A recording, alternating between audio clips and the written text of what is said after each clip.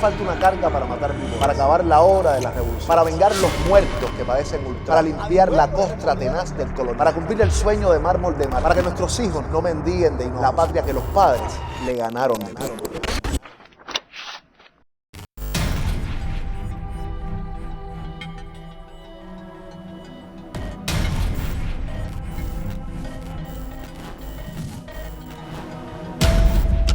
Antonio Guiteras es una personalidad clave para comprender la historia de Cuba del siglo XX.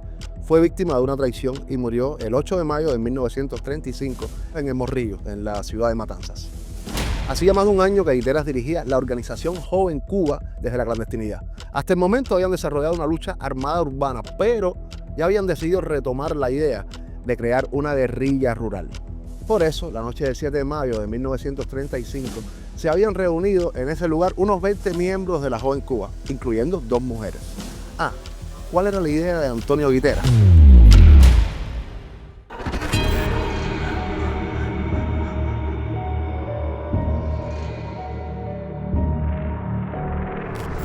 Al día siguiente, o sea, el 8 de mayo, un yate debía recogerlos en El Morrillo. Irían para México, donde alquilarían o comprarían una finca, buscarían armas y comenzarían a entrenarse para desembarcar por Oriente y comenzar una lucha guerrillera. Pero en vez del yate de Amalia, al amanecer, se encontraron rodeados por el ejército.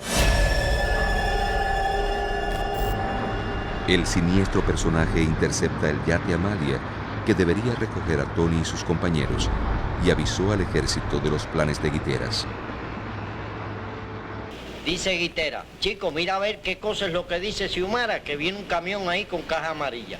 Entonces me llamó para que yo mirara, me asomo a la ventana, resultó un camión cargado de soldados.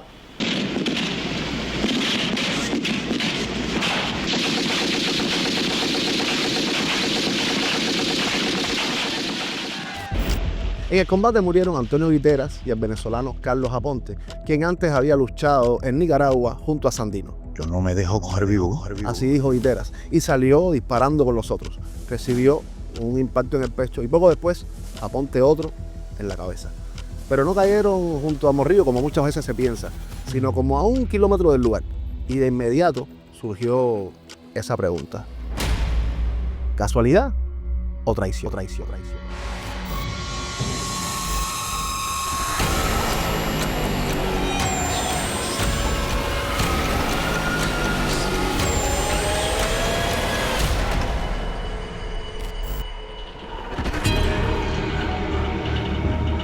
La prensa comentaba así la muerte de Guiteras.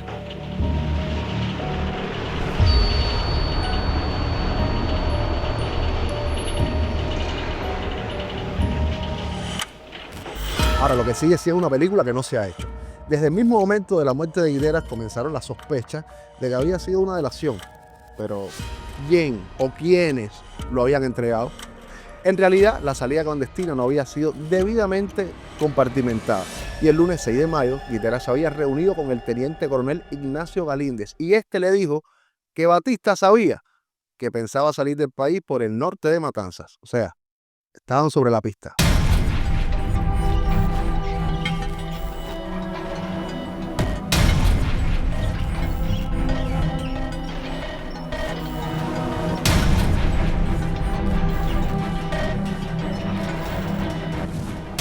Se sospechó de Pinel, el cónsul de Honduras, pero es que Pinel estaba en El Morrillo con ellos y fue detenido.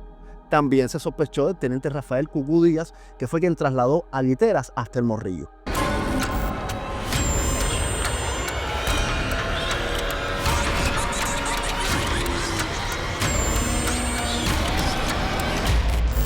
Yo me vine a dar cuenta de que Carmelo González era el que había dirigido toda la conjura. Cuando ya estando presos, le vi a Carmelo abrazar a Batista, felicitándose por el éxito de la acción. En las pesquisas desempeñó un papel fundamental Newton Briones Fernández, jefe de acción y sabotaje de la Joven Cuba. Era el padre del mártir del Ministerio del Interior, Antonio Briones Montoto, y del historiador Newton Briones Montoto, quien investigó el tema del que estamos hablando hoy. Ahora, lo primero que les llamó la atención fue que después de esos días, la prensa dejó de mencionar a Carmelo, siendo él uno de los jefes oficiales de la zona.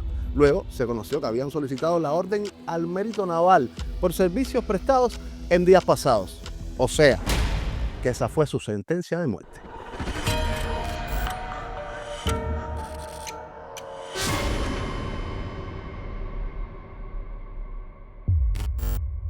En la Comisión Nacional de Acción de la Joven Cuba, presidida por Newton Briones Fernández, todos estaban de acuerdo en que Carmelo tenía que ser ajusticiado, sí o sí. Ahora, ¿cómo? ¿Dónde? Hay que comienza a complicarse esta película. A Carmelo nadie tenía que decirle que la joven Cuba lo quería muerto y requete muerto. Y él lo sabía, además por lo que había hecho. Por eso es que vivía asustado, cuidándose, escondiéndose. Él estaba claro. Él abre fuego con la ametralladora y tira el disco de 50 tiros. Pero una vez que se le termina, saca su pistola, tira el primer peine y al colocar el segundo peine le dan un tiro de puntería y le parten el corazón.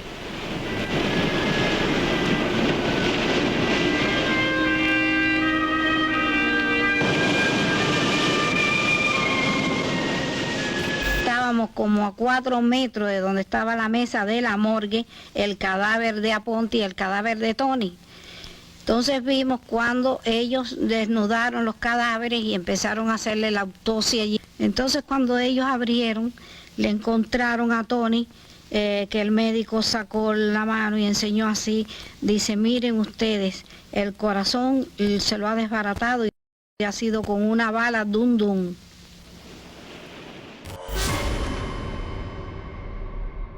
El hombre que entregó a Antonio Guiteras lo conocía desde que eran prácticamente niños en Pinar del Río.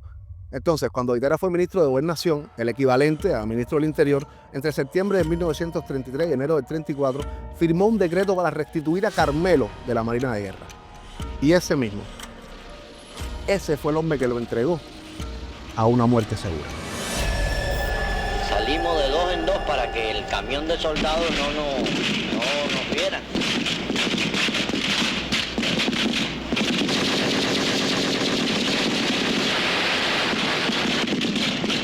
Mientras se analizaba la manera de ajusticiarlo aquí en La Habana, se produce un punto de giro en esta historia. Les explico. Como parte del premio por su traición, el 1 de marzo de 1936, Carmelo González es nombrado jefe del Distrito Naval Sur, que radicaba en Cienfuegos. Pero la cacería no se detuvo. Ahí entra en la operación un nuevo nombre, Louis Bush. Pero como estamos hablando de películas, es bueno definir las características del elenco. Si usted busca estos nombres, aparecen en fotos en las que parecen incluso mayores. Pero Newton, por ejemplo, jefe de acción de sabotaje de Joven Cuba, tenía 26 años. Y Louis Bush, que entra en escena hace un momento, 23. Y el delator Carmelo González, apenas 27. O sea, todos eran muy jóvenes.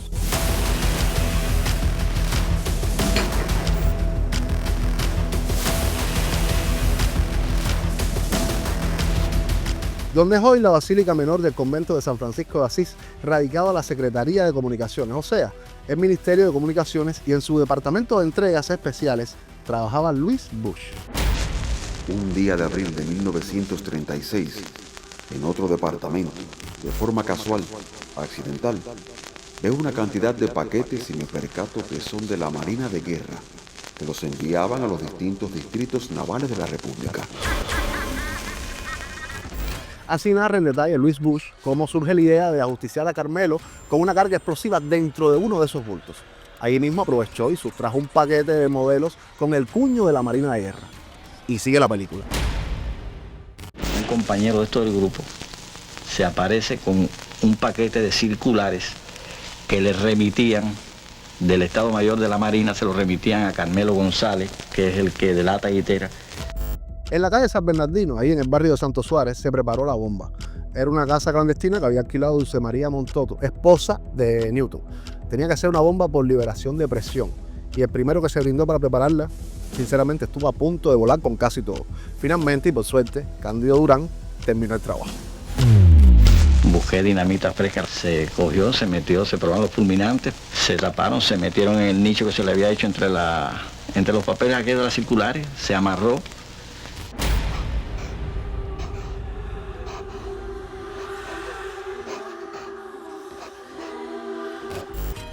Una vez concluida la bomba, la envolvieron con papel de regalo. Muy bonito todo. Y por precaución, la sacaron de la casa. El joven Luis y su esposa Conchita tomaron 2 ómnibus con el paquete, ¿dónde? Mira, en las piernas. Esa noche el artefacto duerme en casa de la suegra de Luis, exactamente en Aestarán 8.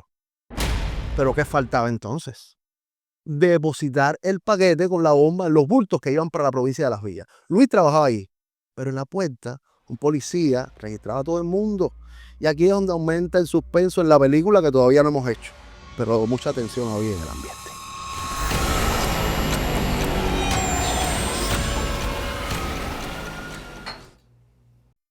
La hora de entrada del turno era a las 6 de la tarde. Luis lleva el paquete envuelto en la chaqueta a medio del tiempo y van a dar las 6 y llega corriendo diciéndole a la posta: oye, me van a cerrar el libro de firma. Y el policía responde sin mucha importancia: dale, aprovecha. Por cierto, después de tantos cuidados, lanzó el paquete dentro de la valija que iba para Las Villas. No explotó de milagro. Para que los subordinados no vieran los insultos y amenazas que recibía, Carmelo tenía la costumbre de abrir la correspondencia por él mismo. Se me olvidaba un pequeño detalle. Quizás fue el azar, la historia, el destino, pero Carmelo González abrió el paquete justamente el día que se cumplía el primer año de la muerte de Guiteras. Ahora sí. Así ajustició la joven Cuba al delator de Tony Guiteras.